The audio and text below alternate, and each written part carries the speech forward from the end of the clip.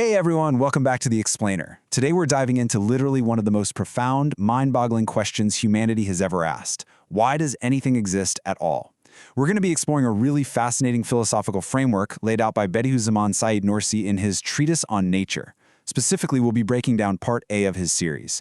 This section evaluates a huge claim, the idea that unconscious, natural causes created the universe, and we're going to see exactly how his century-old philosophy intersects with some jaw-dropping modern science.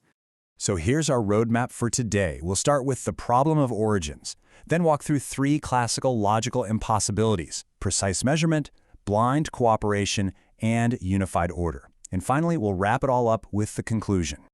All right, Section 1, the problem of origins. Causes created it. Okay, so the basic premise for a lot of naturalists is that blind, unconscious elements just sort of bumped into each other over vast amounts of time to create existence, right?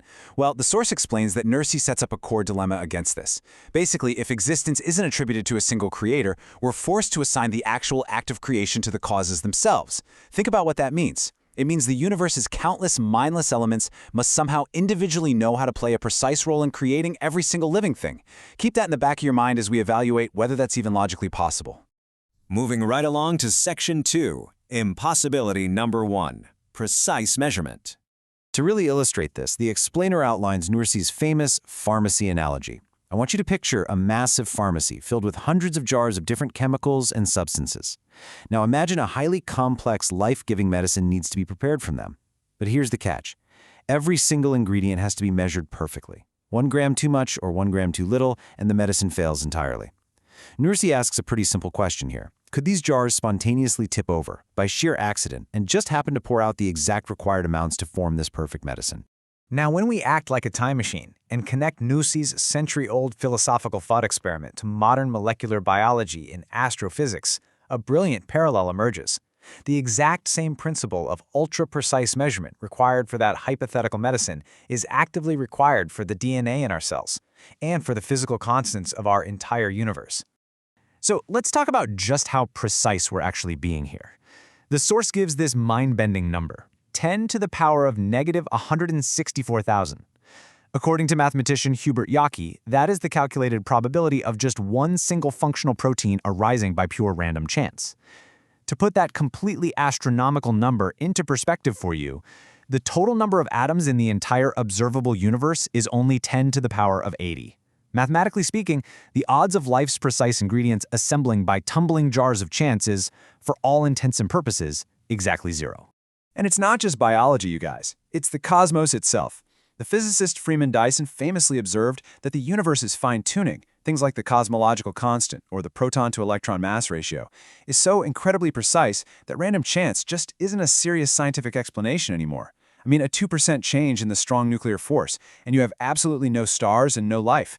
The universe operates exactly like Nursi's pharmacy, but on a staggering cosmic scale. Section 3, Impossibility Number 2, Blind Cooperation. Here, the explainer introduces Nursi's fly analogy. Nursi notes that a creature even as tiny as a fly has a body that's intimately connected to elements across the whole universe: light, heat, air, water. Yet these natural causes are totally blind and deaf to each other.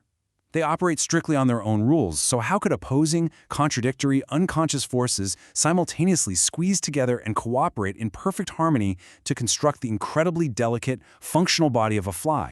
To really ground this in today's science, just think about the incredible coordination happening right this very second inside a single human cell.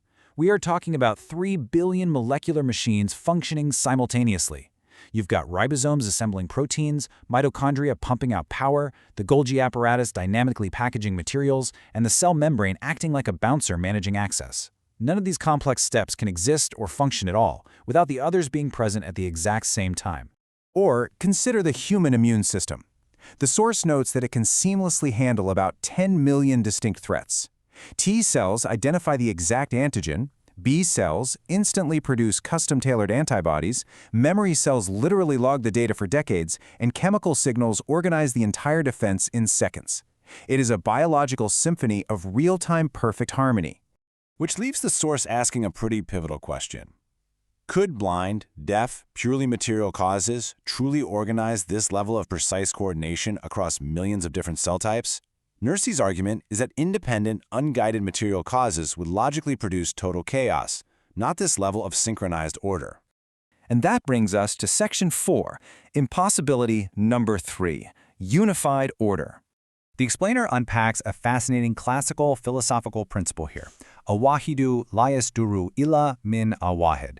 Basically, this translates to the idea that a unified, ordered whole can only ever emerge from a single, unified source. It's the stance that a perfectly balanced system just cannot logically be the result of chaotic, unconscious, independent hands trying to work together without a master blueprint. We actually see this principle perfectly in microbiologist Michael Behe's modern concept of irreducible complexity. Take the bacterial flagellum, for example. It's this tiny, microscopic biological motor. It requires over 40 specific proteins to assemble. If even one single protein is missing, the entire motor fails completely. Because of that, it couldn't have been built slowly, piece by piece, because the precursor stages just wouldn't function. It literally requires simultaneous appearance. As Michael Behe reinforces, systems that require simultaneous, coordinated assembly simply cannot logically result from multiple, independent, blind causes. If you need 40 parts to exist all at once, just to get any function at all, you are looking at top-down design. And that points right back to that unified source Nursi was talking about. The explainer draws one final modern parallel here, and it's a great one. Think about software. The world's most powerful supercomputer cannot write its own meaningful software from scratch, because software syntax and semantics absolutely require an author. DNA is quite literally an information code containing 3.2 billion letters. The source emphasizes a hard rule of information theory: no meaningful code has ever been observed writing itself. It strictly implies a conscious author. All right, let's wrap this all up. Section 5. 3 impossibilities, 1 conclusion. So to tie it all together, we can actually map Nursi's classic analogies directly onto modern science. The strict requirement for precise measurement in the pharmacy analogy maps beautifully to DNA and cosmic fine-tuning. The inability of blind causes to cooperate in the fly analogy maps right onto the staggering coordination inside our cells. And the absolute necessity of a single source for unified order maps to irreducibly complex proteins in software code. This brings us to Nursi's incredibly powerful concluding synthesis. The source outlines his view that life comes into existence through infinite knowledge and an all-encompassing will. To attribute this level of staggering complexity to blind, deaf, unlimited natural forces is, in his own words, a delusion more foolish than believing a perfect medicine formed itself just because some jars tumbled over in a pharmacy. So, we are left with a pretty massive realization today. We've thoroughly examined and dismantled the claim that blind causes created it. But that leaves us with a totally provocative new thought.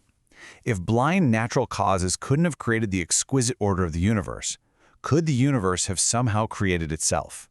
Well, that is exactly the question we'll be tackling in Part B of this Explainer series. Until then, keep asking the big questions, and I'll see you next time.